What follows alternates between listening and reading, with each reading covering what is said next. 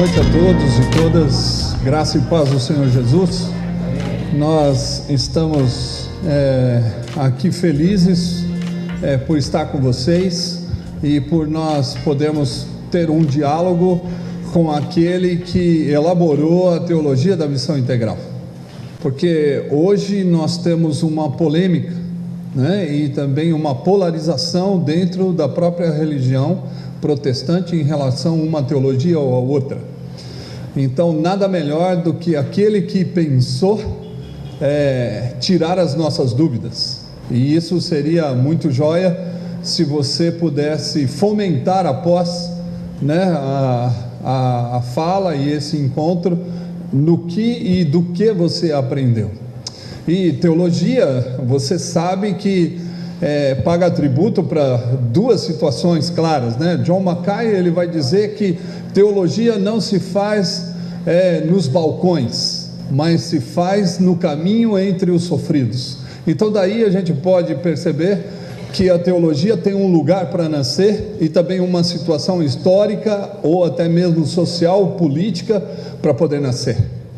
Assim como a reforma de Lutero também houve um local específico e também alguns problemas sociais, econômicos e religiosos que influenciaram o nascimento de uma teologia protestante. Então nós podemos perceber que a América Latina é um continente que tem a capacidade de elaborar uma teologia, porque aqui nós temos um local, temos pessoas para pensar e temos também um local onde as pessoas sofridas estão, a miséria, a pobreza, a desgraça, por causa da situação que vivemos de grande opulência e também de uma enorme miséria. Então aqui, o continente latino-americano é um lugar frutífero para se nascer uma teologia. Então, como você está se formando ou começa a formação teológica, nada melhor do que nós sabermos mais sobre uma teologia contemporânea e latino-americana, Então eu queria apresentar a vocês Dr. René Padilla, que ele não veio de lugares opulentos, e tem muito corintiano aqui que não sabe o que é opulento, mas é um lugar de rico, Então tem que traduzir para o corintiano, Então desculpa. Então é isso. E ele veio de um local pobre no Equador e passou a sua vida lutando para responder uma pergunta: por que um continente denominado cristão pode haver tanta miséria e tanta injustiça?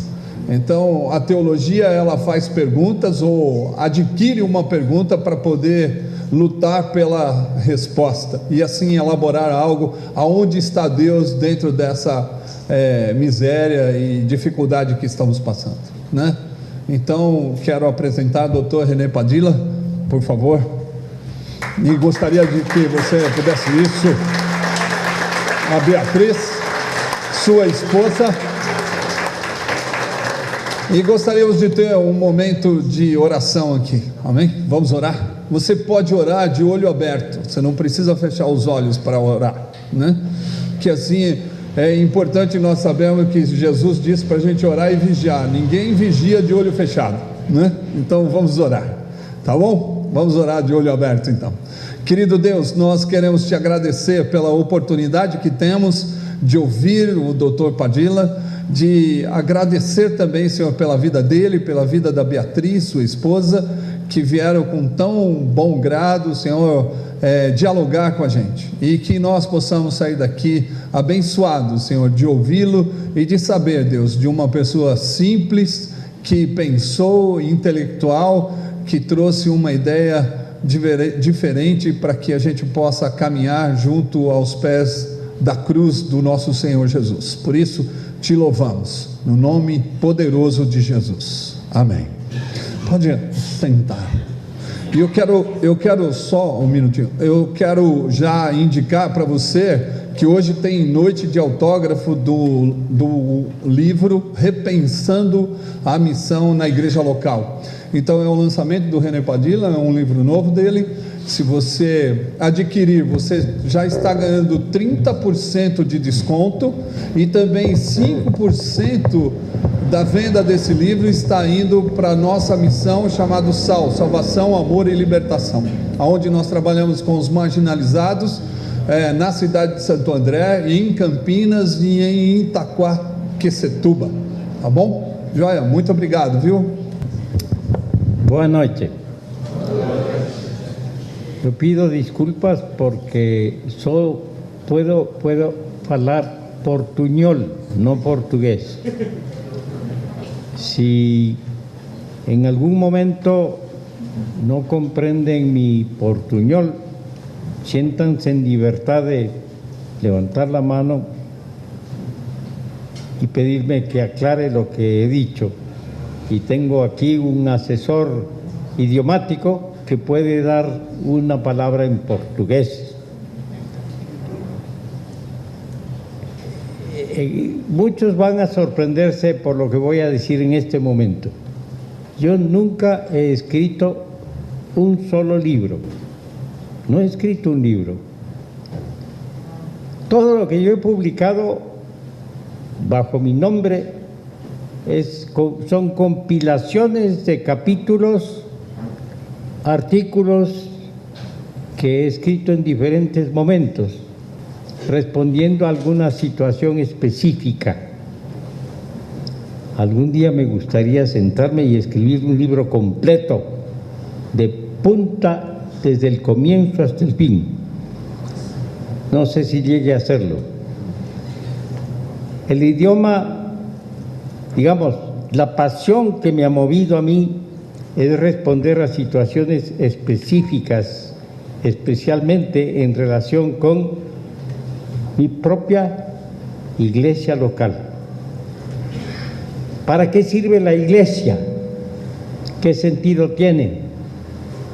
¿Cuál es mi tarea si yo tengo un cargo como pastor, como diácono o simplemente como miembro de la congregación?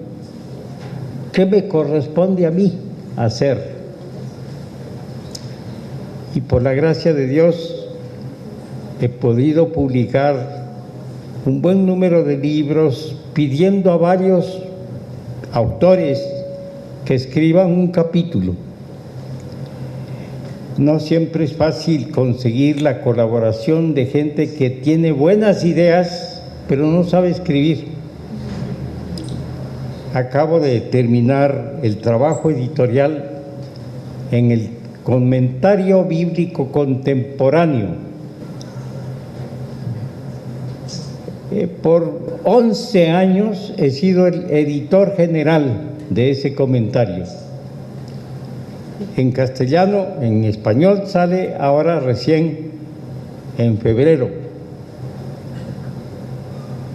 1700 páginas. El gran problema para mí, como editor general, fue tratar de entender lo que los autores estaban diciendo. Casi nunca entendí bien qué estaban diciendo. Y entonces había que redactar de nuevo para tratar de expresarlo en idioma claro, sencillo, para que los lectores entiendan. Yo doy gracias a Dios por la colaboración que tuve, especialmente en los últimos meses, de gente que trabaja profesionalmente como editores. Ese comentario reúne dos características principales y yo quiero poner énfasis en eso. Por un lado, es un comentario exegético, trata de hacer exégesis. Muchos de los autores son gente que domina los idiomas originales, hebreo, griego, arameo y griego. Y bueno, escriben con conocimiento de la historia de los autores del Antiguo Testamento y del Nuevo Testamento. Generalmente hacen muy buena exégesis. Ese es un aspecto de un comentario, buena exégesis. Pero ¿qué significa ese mensaje aquí y ahora, para nosotros, en nuestro tiempo, siglo XX, siglo XXI? ¿Qué significa ese mensaje para la vida de la Iglesia y especialmente para la misión de la Iglesia? Porque la Iglesia no tiene sentido si no reconoce que existe para servir en la misión del reino de Dios y su justicia. Bueno, gracias a Dios, ese comentario está por salir. Como he dicho, 1700 páginas. En castellano sale en febrero. No sé cuándo salga en portugués. Muchos de los autores escribieron inicialmente en portugués, y sus comentarios fueron traducidos al español. Ahora, ¿cuál es la pasión en ese comentario? La pasión es mostrar que la palabra de Dios escrita es relevante para nuestro tiempo. Por eso se llama comentario bíblico contemporáneo. Yo me crié en un hogar humilde. Mi padre casi no tenía la primaria terminada, pero era un lector apasionado. Le gustaba leer. No solo la Biblia, él leía de todo. Leía comentarios bíblicos, leía historia, leía, de todo un poco. Ese deseo de ampliar su horizonte leyendo se lo comunicó a sus hijos, entre ellos yo.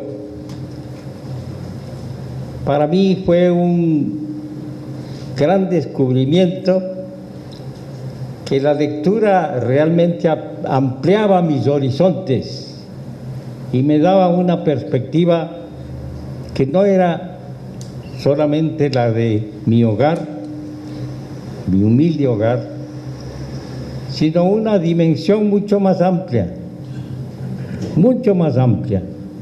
de la vida, de lo que significa la fe cristiana en el mundo hoy.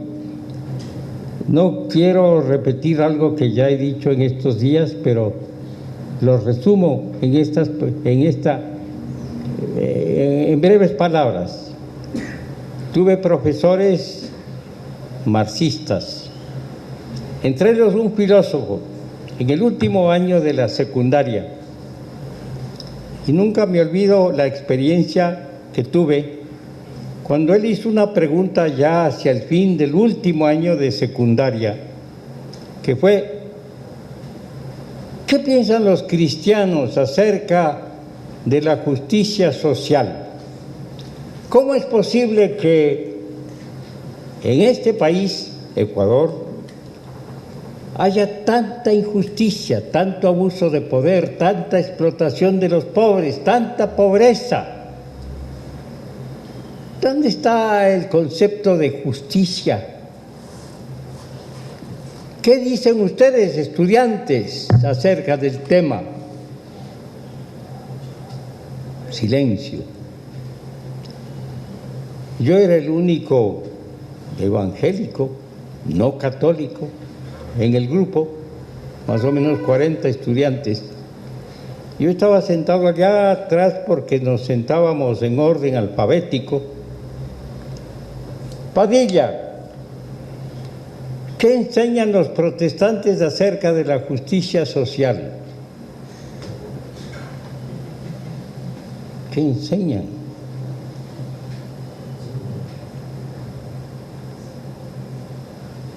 Mi padre era un buen evangelista.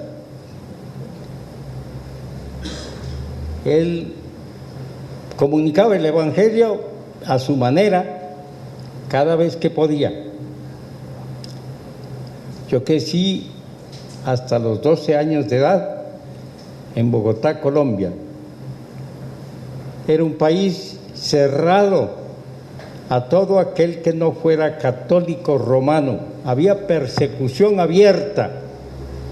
Mataban pastores evangélicos, incendiaban templos. Era difícil, muy difícil. Estoy hablando de los años 30. Él tenía un versículo que repetía vez tras vez cuando falaba a la gente acerca del Evangelio. Efesios capítulo 2, versículos 8 y 9. Por gracia sois salvos por la fe. Esto no de vosotros, pues es don de Dios, no por obras, para que nadie se gloríe. Se detenía ahí. En un contexto católico era importante poner énfasis que la salvación no es por obras, es por la gracia de Dios.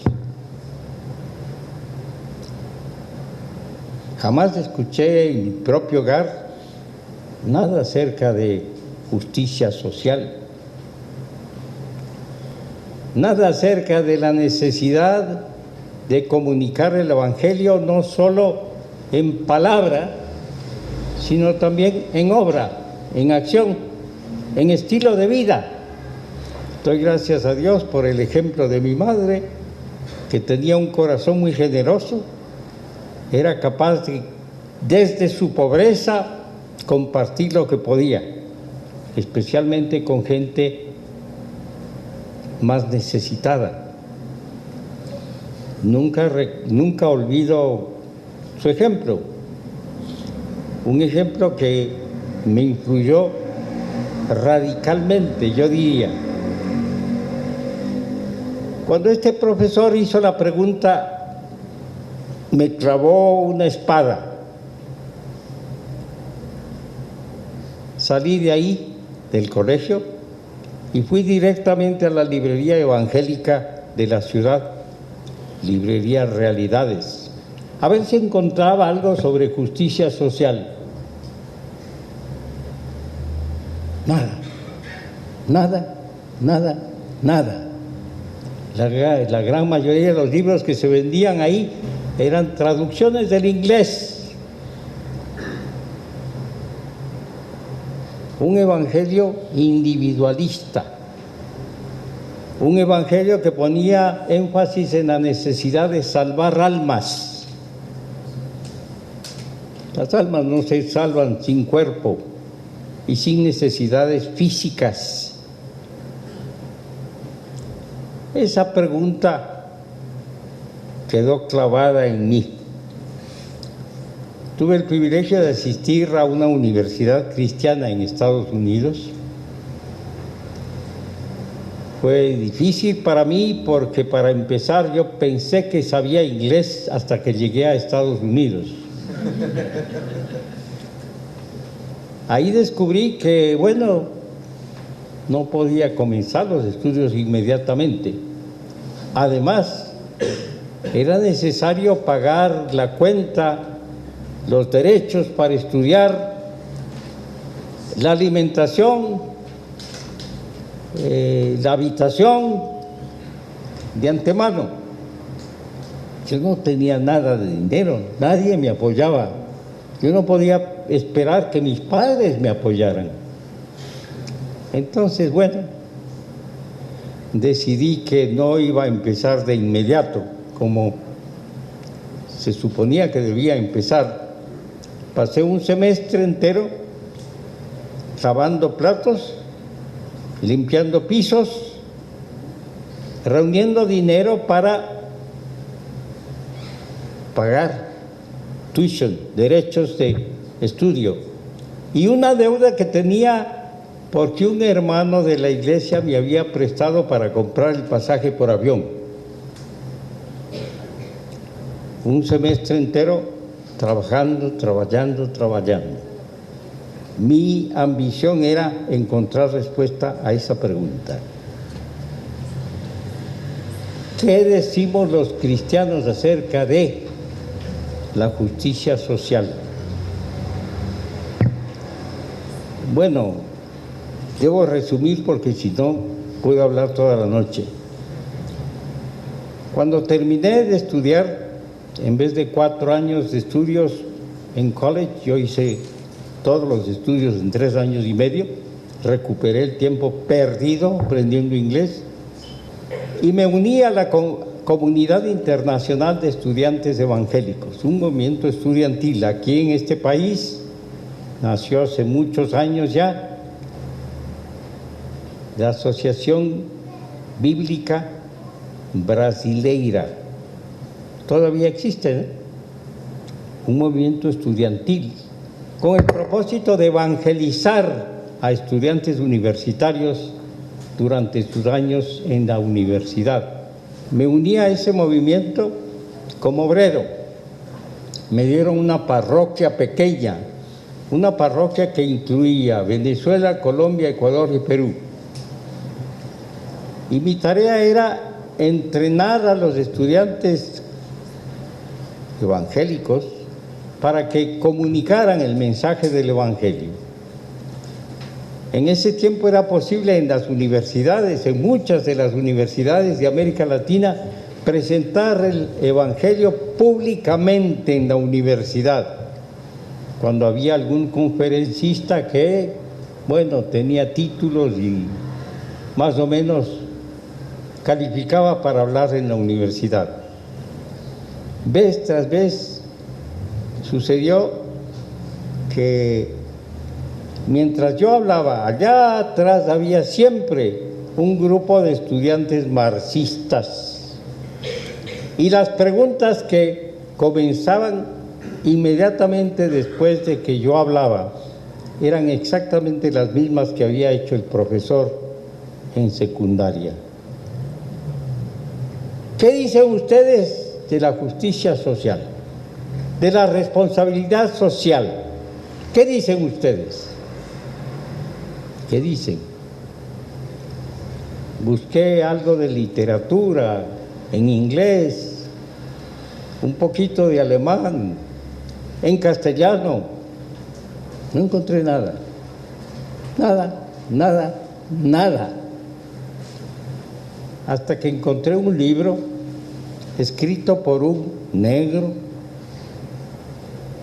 estadounidense en tiempos en que Martin Luther King estaba organizando este movimiento para conseguir el voto de los negros, porque ellos también pueden ser ciudadanos, son gente. Él escribió un libro, bueno, no sé si fue el primer libro que escribió, un testimonio. Justicia para todos. Resumo su historia. Él nació en un hogar muy pobre, muy pobre, en Mendenhall, Tennessee. Se crió en una pobreza absoluta. Sus padres fallecieron cuando él tenía apenas 9 años. La familia, sus hermanos y todos eran 9. Los crió su abuela. Los crió en una pobreza absoluta. Cuando llegó a los 10, 11, 12 años, decidió conseguir un trabajo. Y consiguió un trabajo en el campo.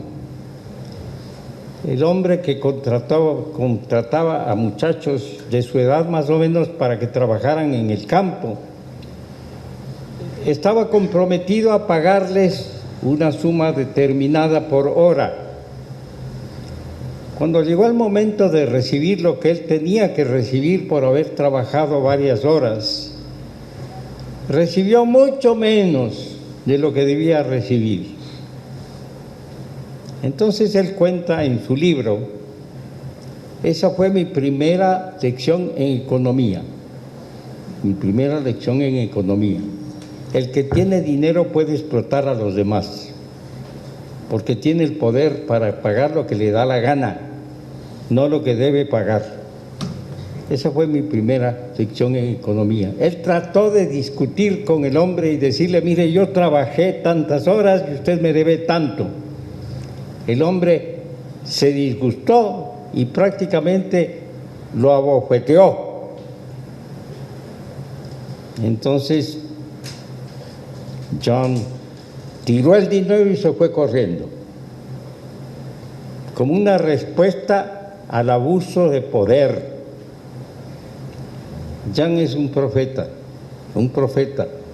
porque ahí comenzó su espíritu de rebeldía contra un sistema injusto, absolutamente injusto, y decidió emigrar a California para conseguir un trabajo y ganar un poco mejor que en el sur de Estados Unidos, donde está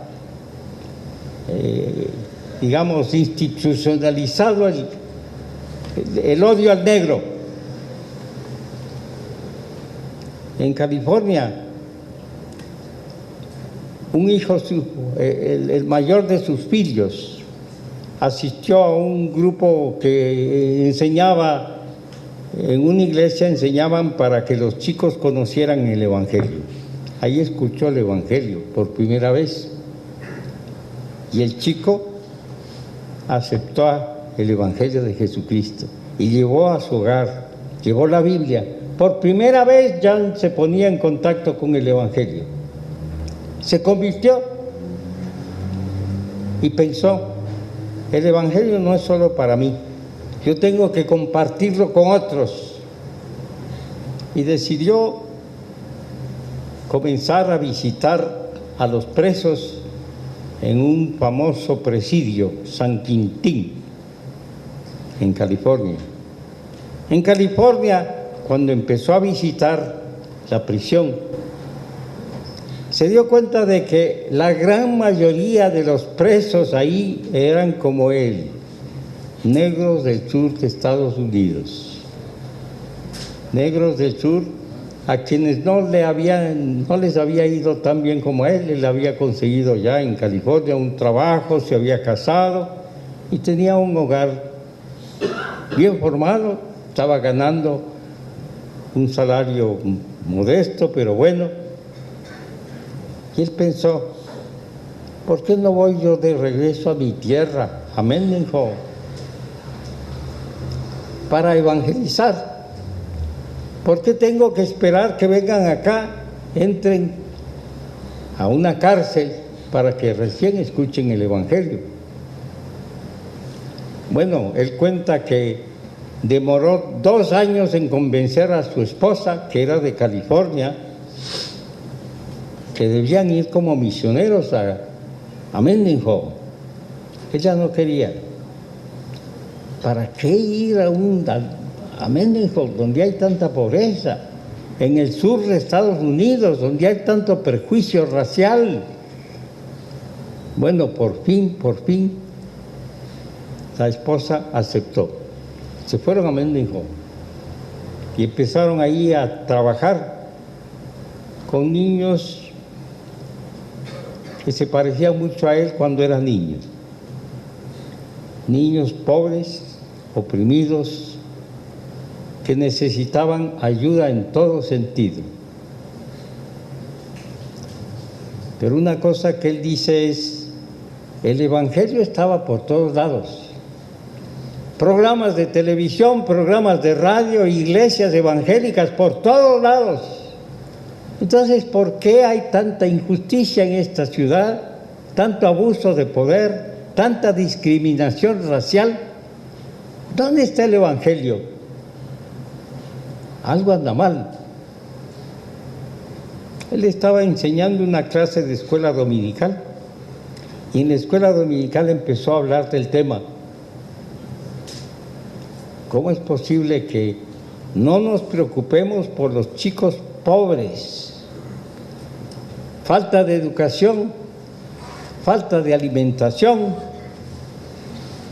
mucha opresión, mucho prejuicio racial. Uno de los capítulos de este libro se intitula el día más feliz de mi historia. ¿Qué cuenta ahí? Cuenta que el pastor de la iglesia le prohibió hablar del tema del prejuicio racial y la injusticia social. Le prohibió. Entonces John pensó, si yo no puedo enseñar lo que debo enseñar, yo voy a dejar de predicar el Evangelio. Voy a dejar la iglesia. No hay otra opción. Los chicos con quienes estaba ya trabajando querían una iglesia propia. Entonces ahí nació una congregación, especialmente con chicos de la calle, oprimidos, víctimas del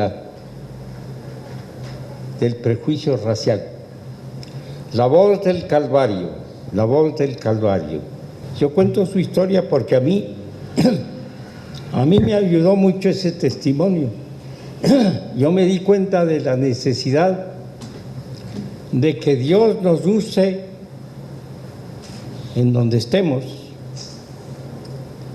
que no tenemos que tener títulos de seminario, aunque yo creo que hay lugar para los seminarios, que basta ser creyente en Cristo Jesús para involucrarnos en la misión de Dios en el mundo, que delante de Dios todos somos iguales, que no se puede clasificar a la gente de acuerdo a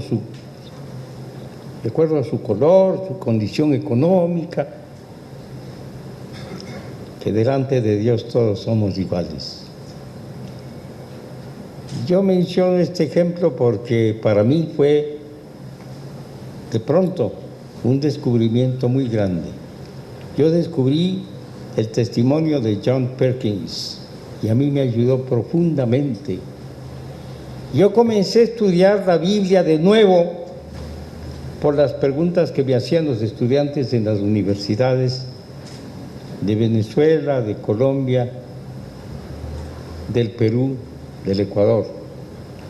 Volví a estudiar la Biblia, porque en 2 años de college yo no había encontrado la respuesta de los teólogos, muy buenos profesores. Yo doy gracias a Dios por todo lo que aprendí. Aprendí hebreo, aprendí griego, aprendí la teología de Barth, de Brunner, no sé cuántos autores alemanes, o suizos, o europeos, ingleses. Pero la gran pregunta permanecía: ¿qué significa el mensaje bíblico en cuanto a la misión de la iglesia? ¿Qué significa?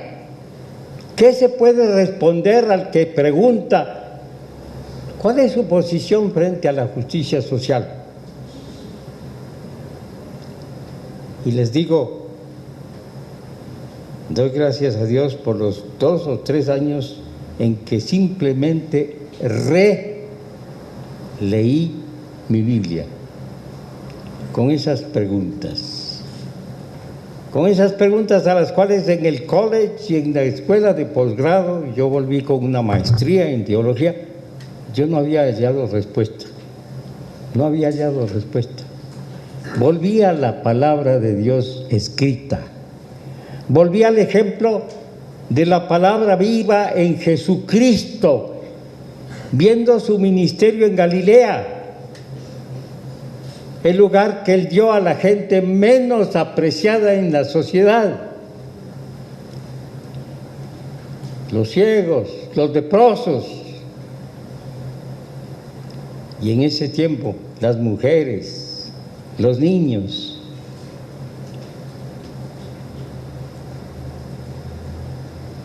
Ahí encontré la respuesta a la gran pregunta: ¿qué podemos decir nosotros en cuanto a la justicia social?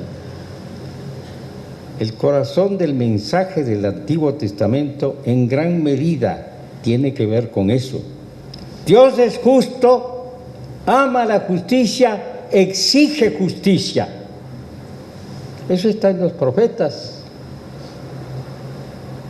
Eso está en el Pentateuco, en los Salmos. Cuando se repite esa tríada, siempre aparece las viudas, los huérfanos, los extranjeros, los vulnerables de la sociedad, aquellos que son objeto de explotación, abuso del poder. Ahí fue tomando forma lo que se llama misión integral. Dios es justo, ama la justicia, exige justicia. Y el mensaje de los profetas tiene mucho que ver con eso. La crítica, profunda crítica a los poderosos. El rechazo de todo tipo de opresión. El énfasis en esto. Hay dos palabras en hebreo que se traducen, gracias a Dios en castellano tenemos dos palabras que traducen esos términos: rectitud y justicia. ¿Saben? Yo descubrí algo que fue realmente un hallazgo de un misionero amigo reformado que me contaba esto. Él estudió, tenía un doctorado de la Universidad de Ámsterdam, una universidad cristiana, tenía su doctorado. Nunca se dio cuenta de que en la versión King James no aparece prácticamente nunca la palabra justicia, justice, no aparece. ¿Por qué? Porque se traduce como righteousness, rectitud, rectitud, rectitud. Falta la dimensión social de justicia, justicia, justicia, justicia. Yo digo, ¿no habrá sido ese el problema cuando vinieron los misioneros, especialmente de Estados Unidos, con King James? Este misionero, muy amigo, me dijo, yo nunca me había dado cuenta de cuántas veces aparece el concepto de justicia en el Antiguo Testamento hasta que aprendí español. Entonces ya no era rectitud todo el tiempo, righteousness, righteousness, rectitud. Era también justicia, vez tras vez, justicia, justicia, justicia. Él escribió 2 artículos de una revista reformada, tremendos artículos, dando su testimonio de lo que significó para él descubrir la centralidad del concepto de justicia en el Antiguo Testamento. Y luego eso coincide con el ministerio de Jesucristo. Su concentración en Galilea, la provincia más pobre, desechada por los de Judea. Ustedes recuerdan lo que dijo Natanael cuando se le presentó al Mesías y le dijeron que era de Nazaret. ¿Qué cosa buena puede salir de Nazaret? Nada. Nazaret, un pueblo insignificante, ahí se crió Jesús. Y el discurso inicial de su ministerio, ¿en dónde lo dio? En la sinagoga de Nazaret, en la sinagoga de Nazaret.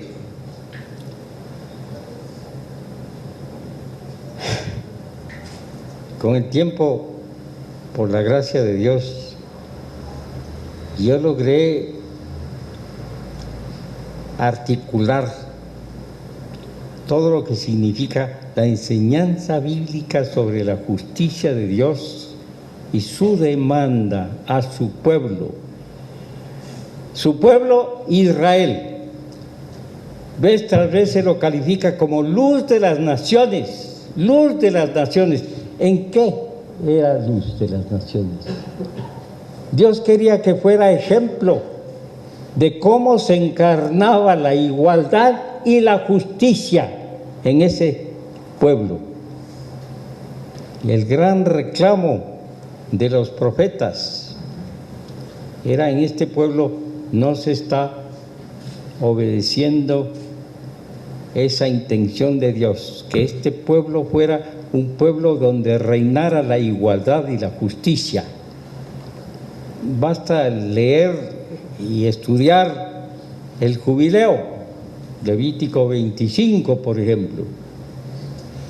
Nadie puede vivir sin tierra porque es el medio de producción. En ese tiempo no hay fábricas. Todos tienen que tener su pedazo de tierra. Y si la pierden, ¿qué sucede en el jubileo? La recuperación de la tierra, el medio de vida para la gente. ¿Por qué? Porque debe haber igualdad. No puede haber monopolio de tierras. Todos deben tener su medio para vivir. Esa es la enseñanza bíblica. No es comunismo, no es comunismo. Es lo que enseña la palabra de Dios. Yo quiero desafiar a cualquiera que diga que la misión integral es simplemente comunismo disfrazado, que me muestre cuál es la base para decir que lo que vale es el capitalismo y la concentración de dinero en pocas manos, mientras otros se mueren de hambre. Y en nuestros países influenciados fuertemente por el capitalismo, tenemos la situación que existe hoy. No sé si en el Brasil reina la injusticia. En los países donde yo he vivido, en América Latina, en Colombia, en Ecuador, en Argentina, hoy reina la injusticia, la concentración del poder político y económico en unos cuantos que están aquí, y la pobreza acá. Las grandes mayorías, muchos no pueden satisfacer sus necesidades básicas. ¿Para qué creó Dios al hombre y a la mujer? Los creó iguales. Para que unos pocos se apoderaran de todo, mientras otros padecieran necesidades insatisfechas. O creó con la idea de igualdad de derechos, y con ese concepto de que en la sociedad debe reinar la justicia y la igualdad. Eso no es comunismo, es enseñanza bíblica. A mí me apasiona el profeta Isaías, para no decir nada de Jeremías y de los demás profetas, pero especialmente los profetas del siglo VIII antes de Cristo. La manera en que reprenden a los poderosos cuando no hacen justicia, cuando no pagan el salario debido a quienes trabajan para ellos. Donde no hay justicia, no puede haber shalom. Creo yo que el propósito de Dios para la vida humana, para cada ser humano, es shalom. Y shalom significa plenitud de vida. Creo yo que la mejor interpretación de lo que significa shalom está en Juan capítulo 10, versículo 10. He venido para que tengan vida y la tengan en abundancia, dijo Jesucristo. Vida en abundancia, shalom, plenitud de vida, armonía con Dios, armonía con el prójimo, armonía con la creación de Dios. Shalom, plenitud de vida. Eso es lo que Dios quiere para todo ser humano, sin excepción. Judíos y griegos, o gentiles, hombres y mujeres, ricos y pobres, shalom, shalom, shalom, shalom, shalom, plenitud de vida. No basta la reconciliación con Dios para tener shalom. No digo que no es necesario, digo no basta. Nadie puede decir ahora que conozco a Dios no tengo que comer, no necesito ropa, no necesito techo, no necesito relaciones sociales. Hoy diríamos, no necesito trabajo,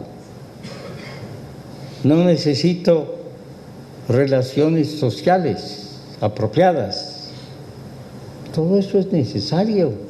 Son necesidades básicas del ser humano, de todos los seres humanos.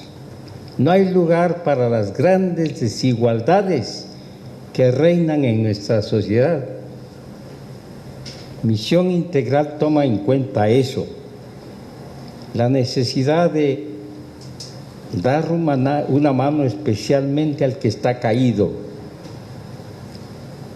al que se convierte en desecho de la sociedad según los cánones que reinan en la sociedad. Sea la raza que sea la religión que sea, Dios quiere shalom. Isaías 32:17 dice, el fruto de la justicia será la paz, shalom. El fruto de la justicia será la paz.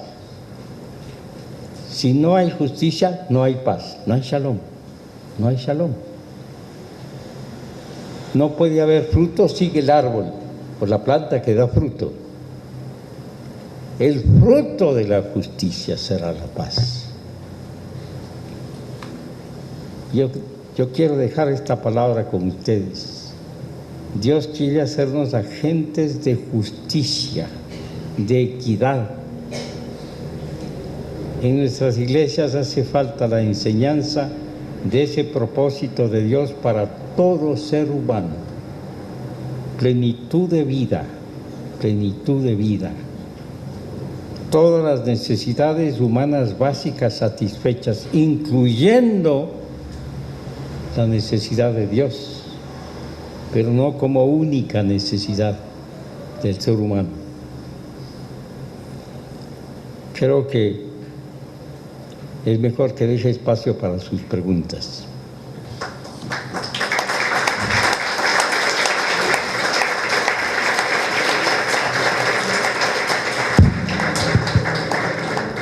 Bom, recebemos algumas perguntas aqui pelo WhatsApp. Se você ainda tem sua pergunta, envie exclusivamente pelo WhatsApp. Algumas um pouco desafiadoras, algumas relacionadas aí a contextos políticos também. E deixa eu achar a primeira aqui. Vamos lá. A teologia da libertação tem uma opção preferencial pelos pobres, que Jesus veio para os pobres e a missão integral gira em torno desta linha de pensamento. Como explicar todas as pessoas que são discípulos de Cristo, mas não pobres e fazem belíssimos trabalhos? Essa é uma das perguntas que veio aqui no WhatsApp. Bueno, si entiendo bien la pregunta, es en qué se diferencia la posición que, por la gracia de Dios, yo he podido difundir en mis escritos y en mi predicación sobre misión integral y la teología de la liberación. Comencemos por lo positivo en cuanto a la teología de la liberación. Lo positivo, creo yo, es ver la importancia del pobre en la fe cristiana bíblica. El pobre tiene un lugar especial en la enseñanza bíblica. Hay la preocupación de Dios. Pero en el texto bíblico encontramos que Dios no hace distinciones sobre la base de la situación económica de la gente. Todo ser humano necesita a Dios y necesita cubrir sus necesidades básicas. Todo ser humano. Eso es. Ahora, no hay ninguna discusión, no puede haber discusión. Dios quiere que seamos libres para su servicio. Nos libera para servirlo a Él y servir al prójimo. Amar a Dios sobre todas las cosas y al prójimo como a nosotros mismos.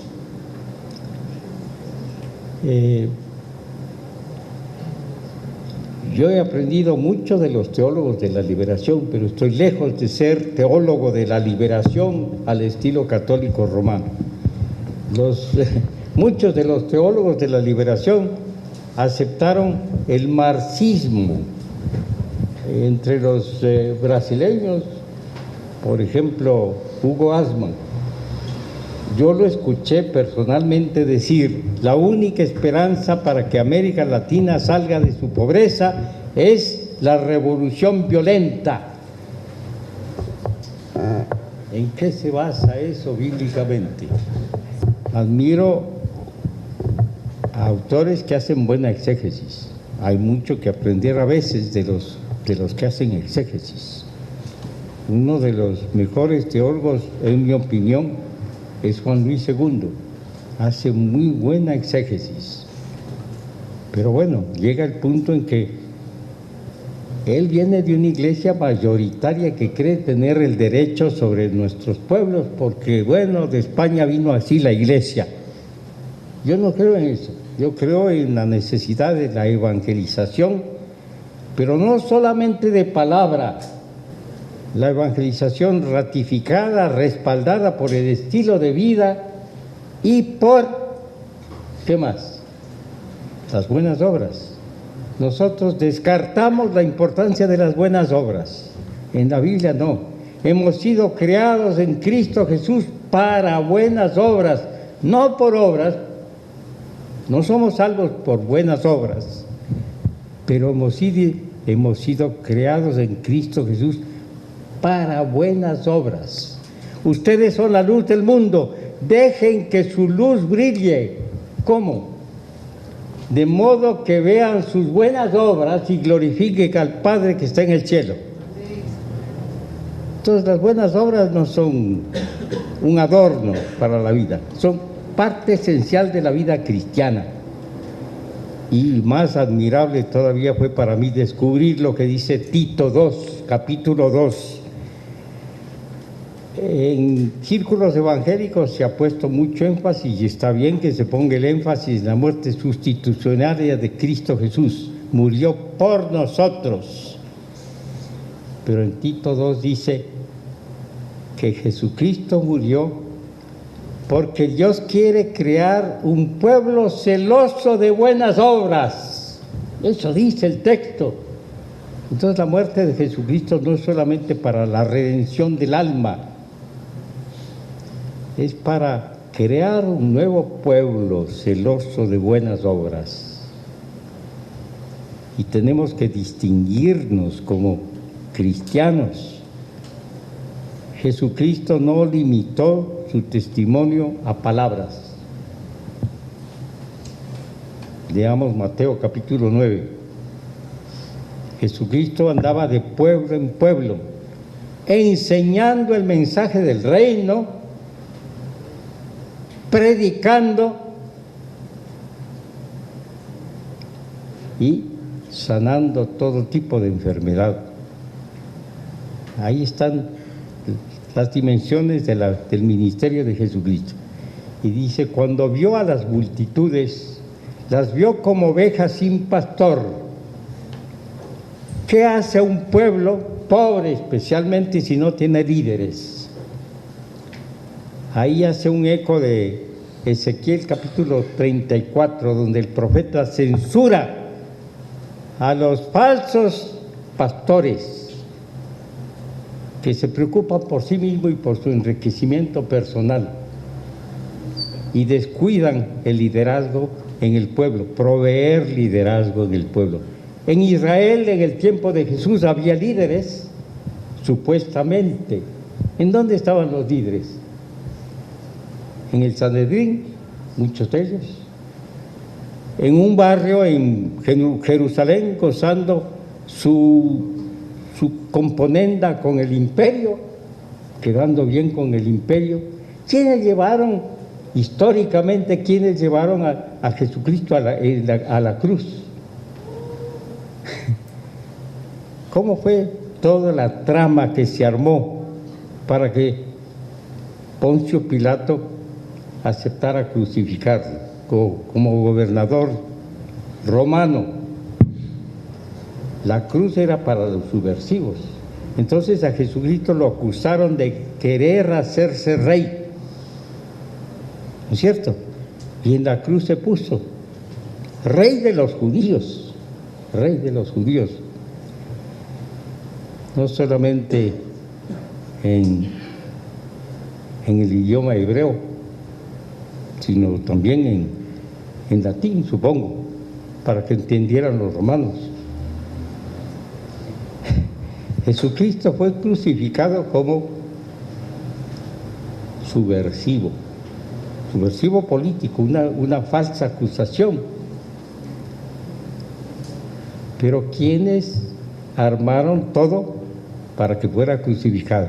Hay que leer la historia en el capítulo 11 de Juan. Después de la resucitación de Lázaro, se propusieron llevarlo a la cruz, librarse de él. No se sorprendan que si ustedes enseñan la necesidad de identificarse más y más con la gente más necesitada, los más pobres, empiezan a caer las pedradas, entre ellas la acusación de que este es marxista. Esa es una de las pedradas. Gracias a Dios hay gente que no se asusta de eso. Que me acusen de marxista, que me acusen. Dios sabe que no es marxismo, es deseo de ser fiel a la enseñanza de la palabra de Dios. Algumas perguntas surgiram, vou tentar sintetizar algumas, sobre se o papel, se é papel da igreja promover a justiça ou se a igreja delega isso ao Estado, e se delega isso ao Estado, como é que se relaciona a postura da igreja com a opção econômica do Estado? Foram algumas perguntas que surgiram assim, então eu tentei abrir um pouco, né? A relação da missão de promover justiça da igreja, a promoção de justiça pelo Estado, e como é que a gente pode pensar isso quanto à opção econômica do Estado.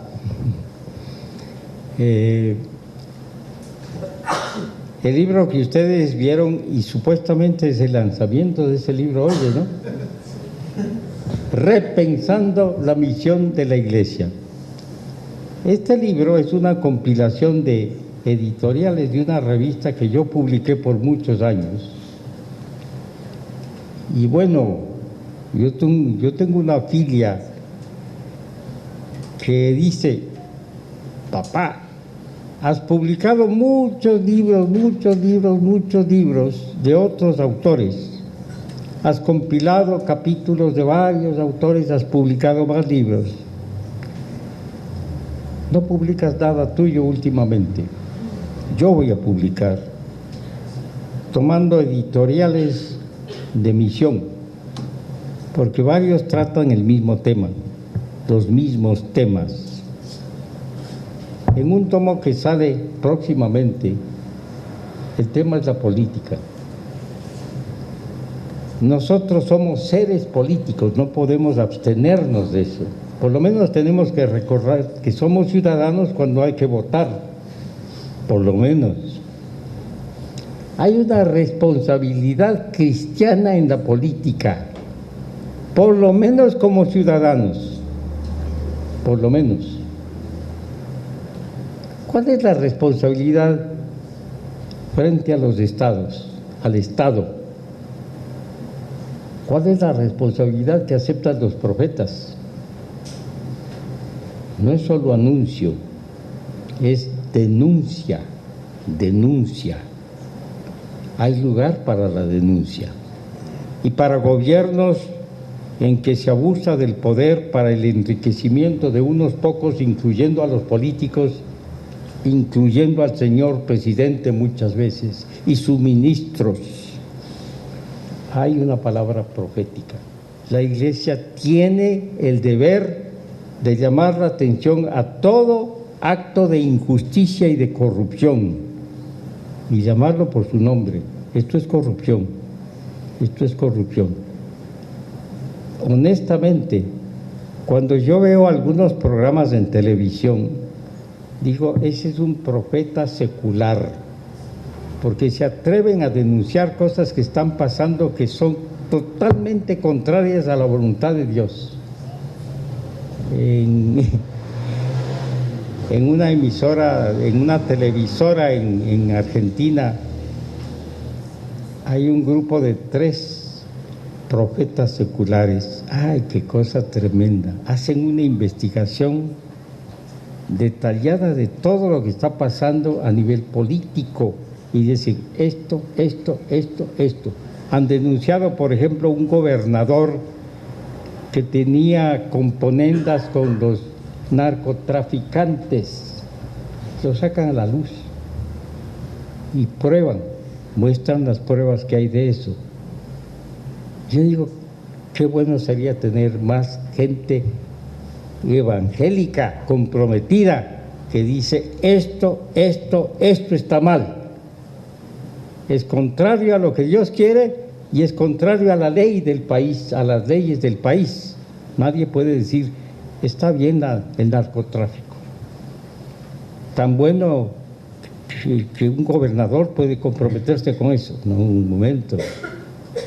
Entonces, esa es mi propia postura. Yo creo que hace falta denuncia profética.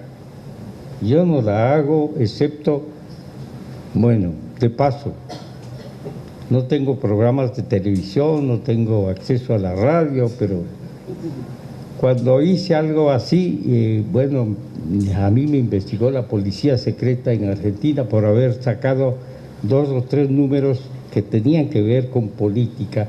Uno de ellos era simplemente sobre la pobreza, dando cifras exactas de lo que estaba pasando en la Argentina en ese momento. Y bueno, la investigación vino y yo me preguntaba, ¿y ahora qué? Más siendo extranjero, no es tan fácil, pero es parte de la responsabilidad cristiana. La denuncia profética o el apoyo a gente que se atreve a hacer denuncia profética. Yo hago propaganda para que la gente se informe viendo a ciertos programas de denuncia profética. 2 perguntas sobre o objetivo, qual seria o objetivo da missão integral e se ela precisa ser revisada hoje. ¿Cuál sería el objetivo? La obediencia al mensaje del reino de Dios, que es inclusivo. El mensaje del reino de Dios no tiene que ver únicamente con la salvación del alma, tiene que ver con un nuevo estilo de vida. No es un concepto que podemos delegar o relegar al futuro y nada más. El reino de Dios viene en el futuro distante. Jesucristo dijo, el reino de Dios está entre ustedes. ¿Cómo está? ¿Cómo se hizo presente? En la persona y en la obra de Jesús.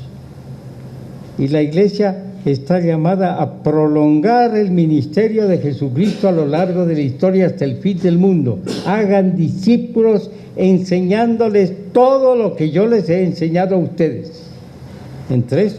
Entre la enseñanza de Jesús está, no se puede servir a 2 señores, a la riqueza y a Dios.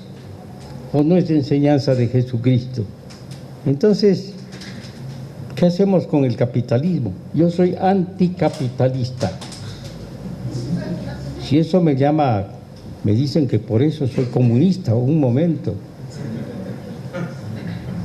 Soy anticapitalista desde esa perspectiva. No es posible servir a Dios y servir a las riquezas. Y hoy día el problema más serio en la humanidad, en nuestros países y en los países ricos, es la adoración a Mamón, la avaricia, la codicia. Pero la codicia es un problema viejo, antiguo. Interesante leer lo que pasó cuando Samuel dejó de ser juez. Delegó su cargo a sus 2 hijos. Y en el texto dice que estos 2 hijos no obedecían la ley de Dios. Les recomiendo un libro, no sé si está en portugués, para mí ha sido de gran inspiración, La imaginación profética de Brueggemann, La imaginación profética de Brueggemann, o su teología del Antiguo Testamento, porque Brueggemann muestra con lujo de detalle la importancia que tuvo la monarquía como respuesta al pedido del pueblo, digo de los ancianos, cuando vieron la corrupción, la avaricia de los hijos de Samuel. Queremos rey como las demás naciones. Entonces viene la advertencia, sí van a tener rey, pero entonces va a haber una corte real, va a haber ejército, va a haber harén para el rey, va a haber monopolio de tierras, institucionalización de la injusticia, y eso es lo que tenemos nosotros en los libros como Primera y Segunda Samuel, Primera y Segunda de Crónicas, Primera y Segunda de Reyes. La corrupción, empezando con el poder real, ¿no es cierto? Entonces, ¿hay o no hay lugar para la denuncia profética? Bueno, pienso que hay lugar para eso. Ojalá hubiera más profetas de Dios. En este momento, los únicos profetas que yo conozco son los profetas seculares que se atreven a denunciar lo que está pasando en algunos de nuestros países. Como o senhor avalia a igreja enquanto instituição? Vou restringir um pouquinho a América Latina, que acho que é o contexto mais nosso. Como o senhor avalia a igreja como instituição e o ministério pastoral que nós vemos por aí?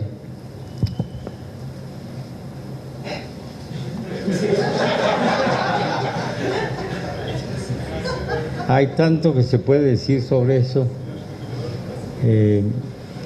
Hay quienes se enorgullecen como evangélicos porque la iglesia evangélica ha crecido mucho, hay muchas iglesias, muchos evangélicos. ¿Qué significa eso? ¿Qué significa eso en términos de realmente marcar una diferencia en lo que está pasando en la sociedad? ¿Cuál es la influencia de la iglesia evangélica en relación con la sociedad? En relación especialmente con tanta gente que se muere de hambre o se muere de frío. En Buenos Aires acaban de morirse varias personas en Buenos Aires, gente que vive en la calle, mora en la calle. ¿Cómo es posible? ¿Cómo es posible? ¿Qué sucede con la injusticia en un gobierno con un gobierno que no se preocupa por la equidad hasta cierto punto, por lo menos, que todos tengan algo para comer, para vivir, para trabajar? Bueno,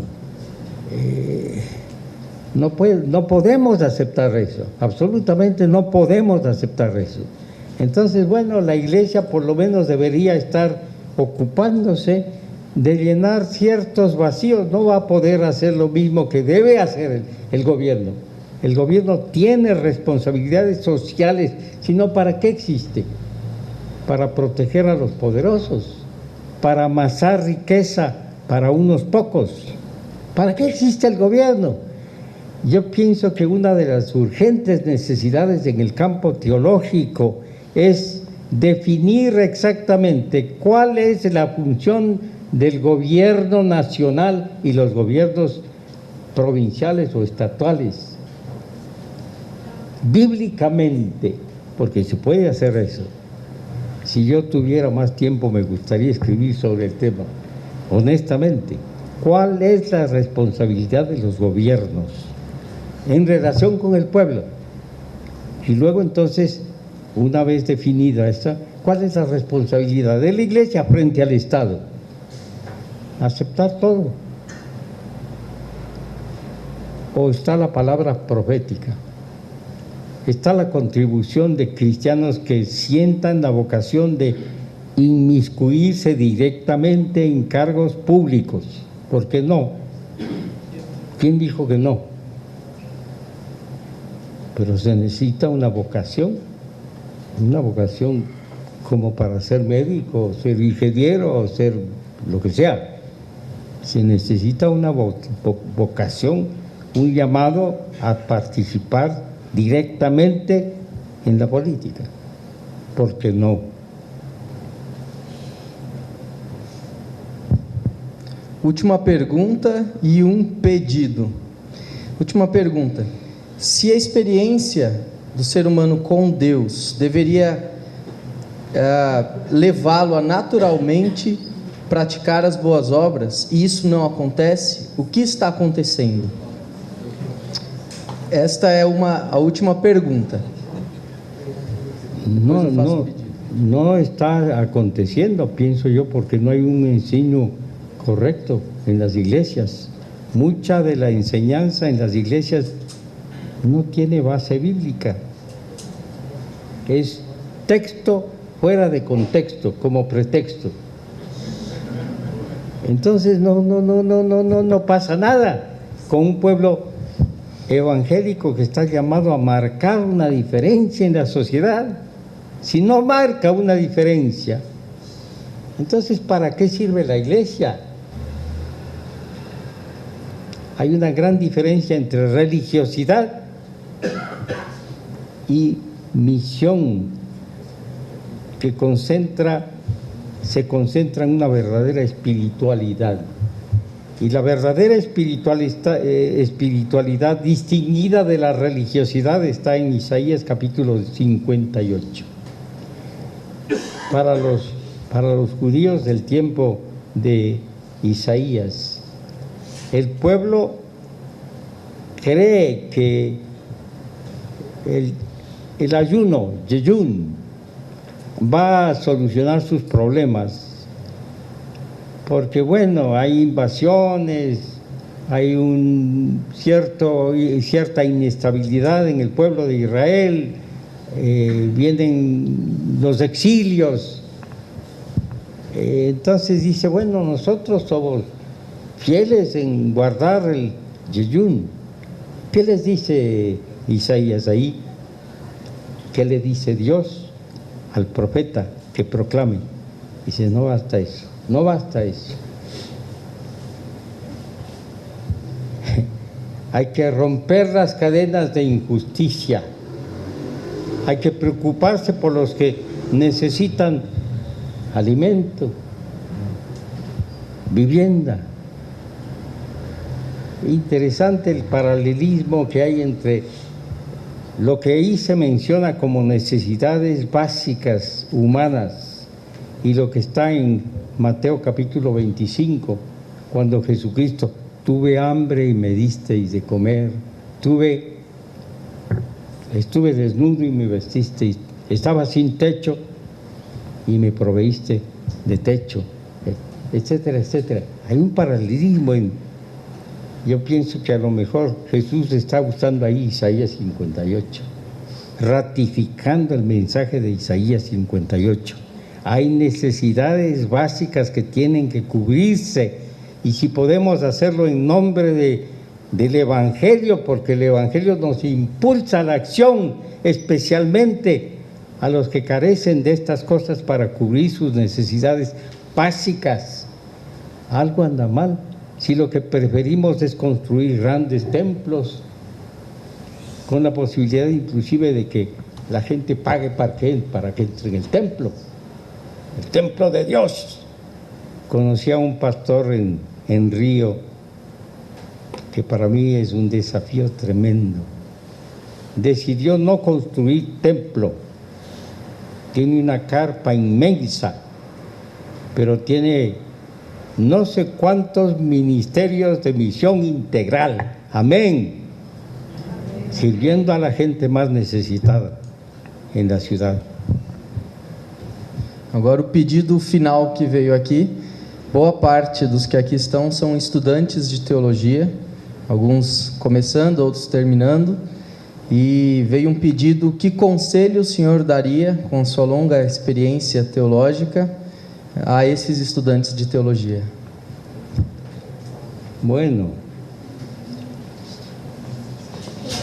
tomen muy en serio la enseñanza de la palabra de Dios, muy en serio. Si nosotros descuidamos el estudio y la aplicación a la vida ministerial de lo que enseña la palabra de Dios, no tenemos mucho que ofrecer. En eso yo soy absolutamente dogmático. Hay que volver a la Escritura, hay que estudiar la Escritura en serio y ver cómo ponemos en práctica su enseñanza. Es sumamente importante poner en práctica la enseñanza de la palabra de Dios, pero lamentablemente en muchas iglesias no se enseña la palabra de Dios, no se conoce, ni el predicador siquiera la estudia. Entonces, Dios quiera que la nueva generación sepa lo que es exponer la palabra de Dios, con todos los riesgos que eso acarrea. Yo puedo decirles eso. Por ejemplo, la acusación: este es marxista. Marxista.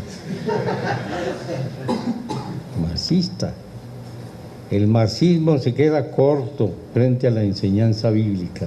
Si algo de bueno tiene el marxismo, es que Marx se crió en un país donde se estudiaba la Biblia, y por eso se atreve a proyectarse al futuro y soñar en un nuevo mundo donde reina la justicia, reina la igualdad. Él no lo aprendió eso del materialismo, lo aprendió de la Biblia. Su utopía de una sociedad justa, igualitaria, la deriva de la Biblia. Es lo único de bueno que tiene el marxismo, lo único, porque entonces vienen todos los demás problemas. No hay un concepto de un reino de Dios en que Dios ocupa un lugar prominente. Él quiere un reino de Dios sin Dios. No se puede. El reino de Dios es reino de Dios, no un reino perfecto como el reino de Dios, pero sin Dios. No se puede. Queremos agradecer, professor Rony Padilha.